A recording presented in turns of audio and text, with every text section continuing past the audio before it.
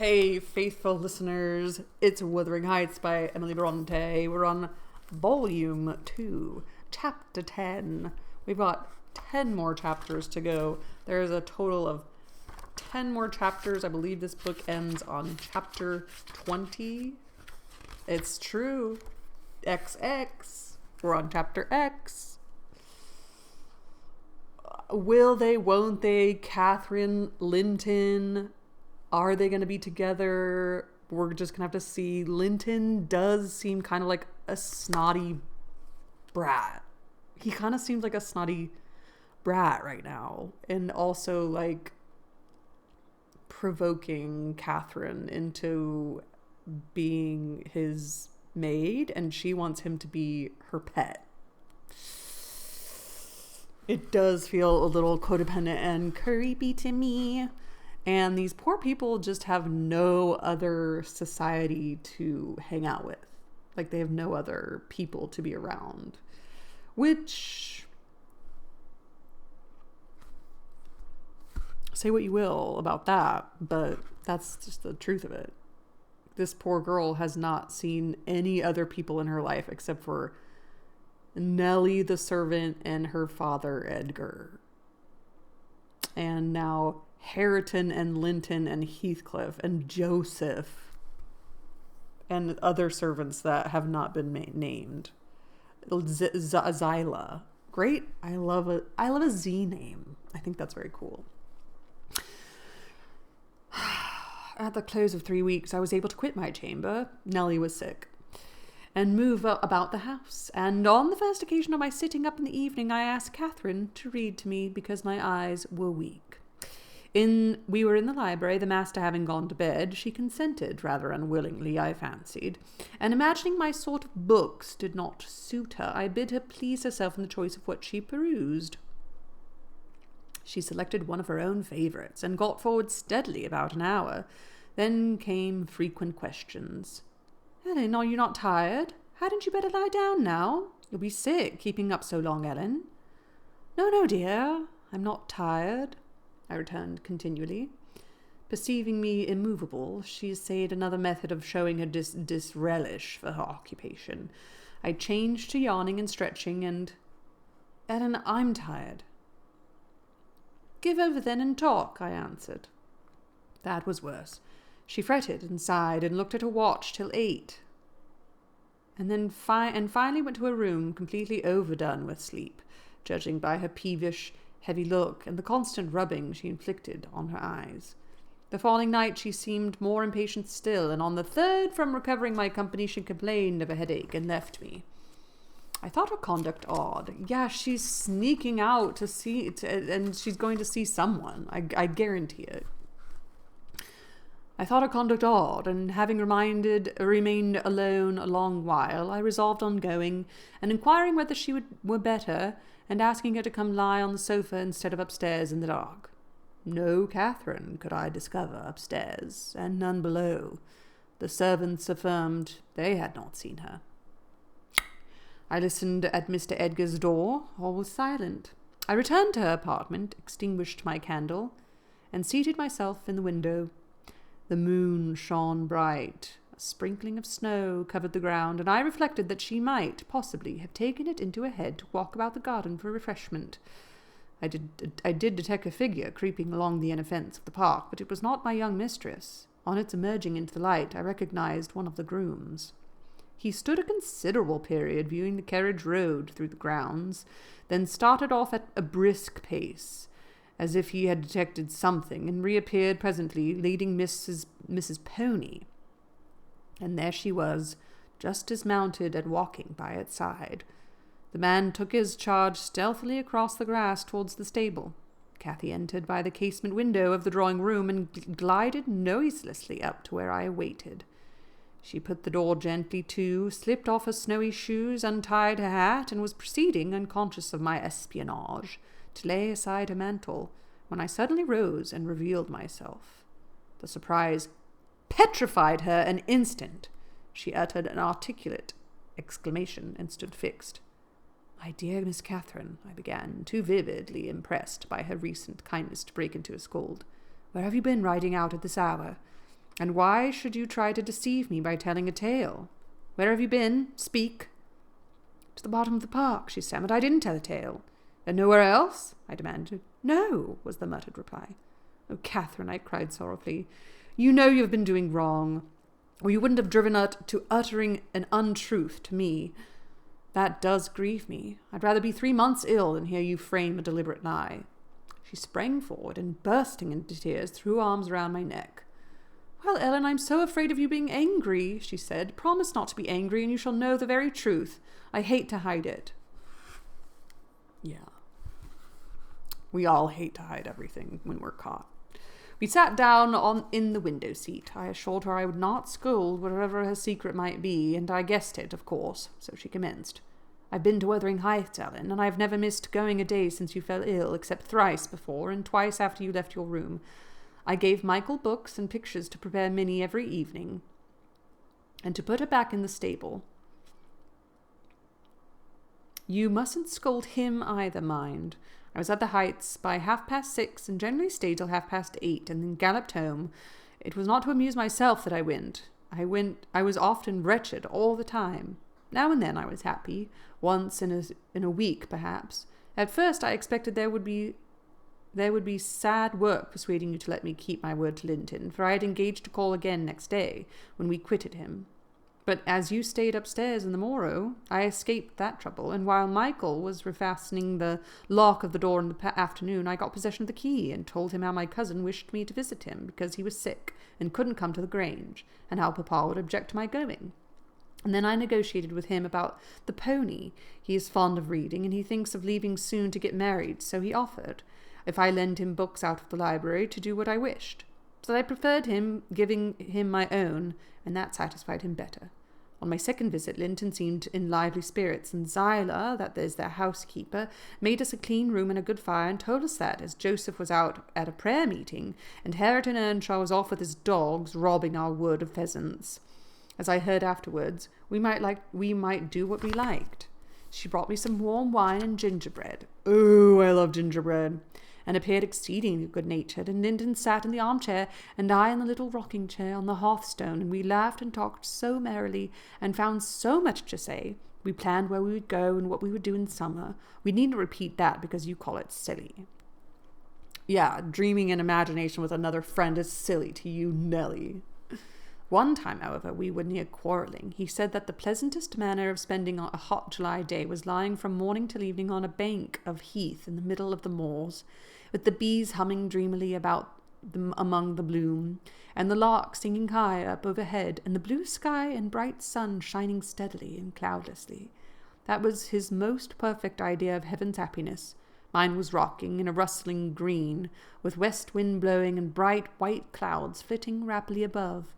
And not only larks, but throstles and blackbirds and linnets and cuckoos pouring out music on every side, and the moors seen at a distance, broken into cool, dusky dells. But close by great swells of long grass undulating in waves to the breeze, and woods and sounding water, and the whole world awake and wild with joy. He wanted all to lie in an ecstasy of peace. I wanted all to sparkle and dance in a glorious jubilee. I said his heaven would be only half alive, and he said mine would be drunk. I said I should fall asleep in his, and he said he could not breathe in mine, and began to grow very snappish. At last we agreed to try both as soon as the right weather came, and then we kissed each other and were friends. After sitting still an hour, I looked at the great room with its smooth, uncarpeted floor, and thought how nice it would be to play in if we removed the table, and I asked Linton to call Zyla up to help us, and we'd have a game at blind man's bluff. She should try to catch us. You used to, Ellen. He wouldn't. There was no pleasure in it, he said, but he consented to play at ball with me. We found 2 in a cupboard among a heap of old toys, tops and hoops and battledores and shuttlecocks. One was marked C, and the other H. I wished to have the C because it stood for Catherine, and the H might be for Heathcliff, his name, but the bran came out of H, and Linton didn't like it. I beat him constantly, and he got cross again and coughed and returned to his chair. That night, though, he easily recovered his good humour. He was charmed with 2 or 3 pretty songs, your songs, Ellen, and when I was obliged to go, he begged and entreated me to come the following evening, and I promised. Minnie and I went flying home as light as air, and I dreamt of Wuthering Heights and my sweet darling cousin till morning. On the morrow I was sad, partly because you were poorly, and partly that I wished father knew and approved of my excursions, but it was a beautiful moonlight after tea. As I rode on, the gloom cleared. I shall have another happy evening, I thought to myself, and what delights me more, my pretty Linton will. I trotted up their garden and was turning round to the back, when that fellow Earnshaw met me, took my bridle and bid me go in by the front entrance. He patted Minnie's neck and said she was a bonny beast, and appeared as if he wanted me to speak to him. I told him to leave my horse alone, or else it would kick him. He answered in his vulgar accent, "Wouldn't do much hurt if it did," and surveyed its legs with a smile. I was half inclined to make it try, however. He moved off to open the door, and he raised the latch. He looked up to the inscription above, and said, with a stupid mixture of awkwardness and elation, "Miss Catherine, I can read you now." "Wonderful," I exclaimed. "Pray let us hear you. You are grown clever." He spelt and drawled over the syllables names. The name Hareton Earnshaw. "And the figures?" I cried encouragingly, perceiving that he came to a dead halt. "I cannot tell them yet," he answered. "Oh, you dunce," I said, laughing heartily at his failure. The fool stared with a grin hovering about his lips, and a scowling gathering over his eyes, as if uncertain whether he might not join in my mirth, whether it were not pleasant familiarity, or what it really was, contempt. I settled his doubts by suddenly retrieving my gravity, and desiring him to walk away, for I came to see Linton, not him. Yeah, Hareton equals Heathcliff in this story, though, huh? Like, he's the boy whose father owned this land, but now Heathcliff owns the land, and now Heathcliff is making Hareton be like a servant. He reddened, I saw that by the moonlight, dropped his hand from the latch and skulked off, a picture of mortified vanity. He imagined himself to be as accomplished as Linton, I suppose, because he could spell his own name, and was marvellously discomfited that I didn't think the same. "Stop, Miss Catherine, dear," I interrupted. "I shall not scold, but I don't like your conduct there. If you remembered that Hareton was your cousin as much as Master Heathcliff, you would have felt how improper it was to behave in that way. At least it was praiseworthy ambition for him to desire to be as accomplished as Linton, and probably he did not learn merely to show off. You had made him ashamed of his ignorance before, I have no doubt, and he wished to remedy it and please you. To sneer at his imperfect attempt was very bad breeding, and you had been brought up in his circumstances. Had you been brought up in his circumstances, would you be less rude? He was as quick and as intelligent a child as ever you were, and I'm hurt that he should be despised now, because that base Heathcliff has treated him so unjustly." "Well, Ellen, you won't cry about it, will you?" she exclaimed, surprised at my earnestness. "But wait, and you shall hear if he conned his ABC to please me, and if it were worth while being civil to the brute." I entered. Linton was lying on the settle and half got up to welcome me. "I'm ill tonight, Catherine, love," he said, "and you must have all the talk, and let me listen. Come and sit by me. I was sure you wouldn't break your word, and I'll make you a promise again before you go." I knew now that I mustn't tease him, as he was ill, and I spoke softly and put no questions and avoided irritating him in any way.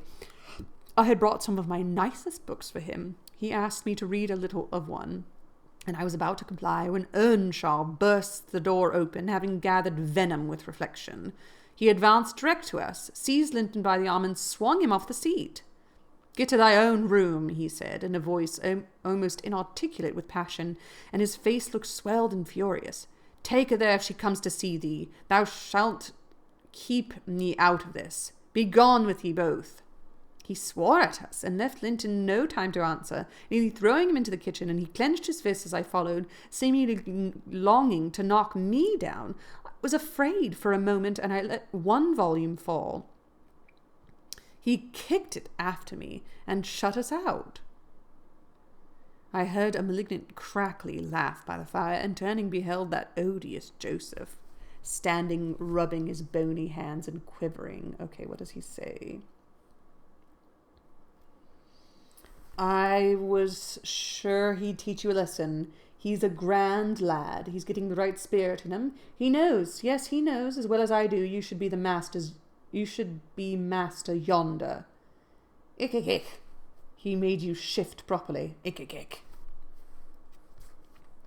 What does that mean? He's getting the right spirit in him. He knows, as well as I do, you should be the master yonder. Oh. Where must we go? I asked of my cousin, disregarding the old wretch's mockery. Linton was white and trembling. He was not pretty then, Ellen. Oh, no. He looked frightful, for his thin face and large eyes were wrought into an expression of frantic, powerless fury. He grasped the handle of the door and shook it. It was fastened inside. If you don't let me in, I'll kill you. If you don't let me in, I'll kill you, he rather shrieked, then said, Devil, devil, I'll kill you, I'll kill you. Joseph uttered his croaking laugh again. That's the father, cried. That's father. We've a last summit the other side in us. Never heed, Hareton lad. Do not be feared, he cannot get at thee. I took hold of Linton's hands and tried to pull him away, but he shrieked so shockingly that I dared not proceed. At last his cries were choked by a dreadful fit of coughing. Blood gushed from his mouth, and he fell on the ground. Does Linton have tuberculosis too? Oh my God. I ran into the yard, sick with terror, and called for Zyla as loud as I could. She soon heard me. She was milking the cows in a shed behind the barn, and hurrying from her work, she inquired what there was to do. I hadn't breath to explain. Dragging her in, I looked about for Linton. Earnshaw had come out to examine the mischief he had caused, and he was then conveying the poor thing upstairs. Zyla and I sent after him, but he stopped me at the top of the steps and said I shouldn't go in. I must go home. I exclaimed that he had killed Linton, and I would enter. Joseph locked the door and declared I should do no such stuff, and asked me whether I would born to be as mad as him. I stood crying till the housekeeper reappeared. She affirmed he would be better in a bit, but he couldn't do with that shrieking, and did. And she took me and nearly carried me into the house. Ellen, I was ready to tear my hair off my head. I sobbed and wept so that my eyes were almost blind, and the ruffian you have such sympathy with stood opposite, presuming every now and then to bid me whist, and denying that this was his fault. And finally frightened by my assertions that I would tell Papa, and that he should be put in prison and hanged, he commenced blubbering himself, and hurried out to hide his cowardly agitation. Still, I was not rid of him, when at length they compelled me to depart, and I had got some 100 yards off the premises. He suddenly issued from the shadow of the roadside, and checked Minnie, and took hold of me. Miss Catherine, I'm ill grieved, he began, but it's rather hot too bad. I gave him a cut with my whip, thinking perhaps he would murder me. He let go, thundering one of his horrid curses, and I galloped home more than half out of my senses. I didn't bid you good night that evening. I didn't go to Wuthering Heights the next. I wished to go exceedingly, but I was strangely excited and dreaded to hear that Linton was dead, sometimes, and sometimes shuddered at the thought of encountering Hareton. On the third day I took courage. At least I couldn't bear longer suspense, and stole off once more. I went at 5 o'clock and walked, fancying I might manage to creep into the house and up to Linton's room unobserved. However, the dogs gave notice of my approach. Zyla received me, and saying the lad was mending nicely, showed me into a small, tidy, carpeted apartment, where, to my inexpressible joy, I beheld Linton laid on a little sofa reading one of my books. But he would neither speak to me nor look at me. Through a whole hour, Ellen. He had such an unhappy temper, and what quite confounded me, when he did open his mouth, it was to utter the falsehood that I had occasioned the uproar, and Hareton was not to blame. Unable to reply, except passionately, I got up and walked from the room. He sent after me a faint, Catherine. He did not reckon on being answered so, but I wouldn't turn back, and the morrow was the second day on which I stayed at home, nearly determined to visit him no more. But it was so miserable going to bed and getting up and never hearing anything about him that my resolution melted into air before it was properly formed. I had appeared wrong to take the journey once. Now it seemed wrong to refrain. Michael came to ask if he must saddle Minnie. I said yes, and considered myself doing a duty as she bore me over the hills. I was forced to pass the front windows to get into the court. It was no use trying to conceal my presence. "Young master's in the house," said Zyla, and she saw me making for the parlour. I went in. Earnshaw was there also, but he quitted the room directly. Linton sat in the great armchair half asleep. Walking up to the fire, I began in a serious tone, partly meaning it to be true. "As you don't like me, Linton, and as you think I come on purpose to hurt you and pretend that I do so every time, this is our last meeting. Let us say goodbye, and tell Mr. Heathcliff that you have no wish to see me, and that he mustn't invent any more falsehoods on the subject."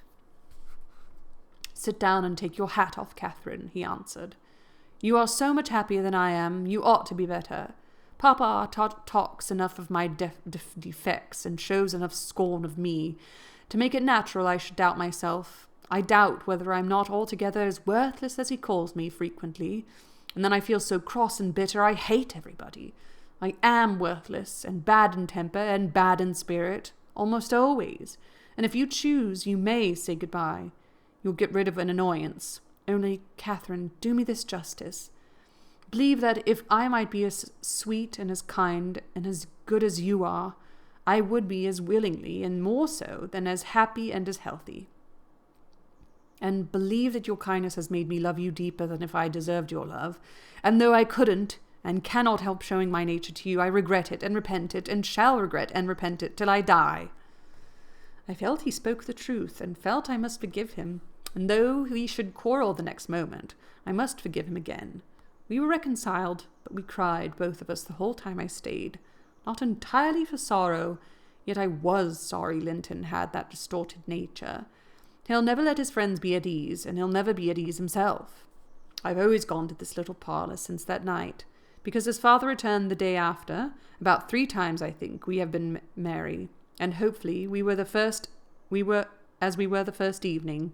The rest of my visits were dreary and troubled, now with his selfishness and spite, and now with his sufferings. But I've learned to endure the former with nearly as little resentment as the latter. Mr. Heathcliff purposely avoids me. I've hardly seen him at all. Last Sunday, indeed, coming earlier than usual, I heard him abusing poor Linton, cruelly for his conduct of the night before. I can't tell how he knew of it, unless he listened. Linton had certainly behaved provokingly. However, it was the business of nobody but me, and I interrupted Mr. Heathcliff's lecture by entering and telling him so. He burst into a laugh and went away, saying he was glad I took that view of the matter. Since then I've told Linton he must whisper his bitter things. Now, Ellen, you've heard all. I can't be prevented from going to Wuthering Heights, except by inflicting misery on 2 people, whereas if you'll only not tell Papa, my going need disturb the tranquillity of none. You'll not tell, will you? It will be very heartless if you do. I'll make up my mind on that point tomorrow, Miss Catherine, I replied. It requires some study, and so I'll leave you to your rest and go think it over. I thought it over aloud in my master's presence, walking straight from her room to his and relating the whole story with the exception of a conversation with her cousin and any mention of Hareton. Mr. Linton was alarmed and distressed more than he would acknowledge to me. In the morning, Catherine learnt my betrayal of her confidence, and she learnt also that her secret visits were end to end. In vain she wept and writhed against the interdict, and implored her father to have pity on Linton. All she got to comfort her was a promise that he would write, and give him leave to come to the Grange when he pleased, but explaining that he must no longer expect to see Catherine at Wuthering Heights. Perhaps, had he been aware of his nephew's disposition and state of health, he would have seen fit to withhold even that slight consolation. Nellie told all to the master, but didn't seem to tell everything, because she didn't tell him about his ill health. Oh, man. Not good. This is all sounding not good. And I would think there would be a part of Heathcliff that would want Catherine to be there, because, like, but maybe she just looks more like Edgar. I don't know. I'm inferring this weird, creepy, like, he really loves Catherine because her name is Catherine or whatever. I don't know. Join me next time for chapter 11. Boy, this book. Who could possibly think this up? Emily Bronte could. Incredible. Happy reading to you all, and ta-ta.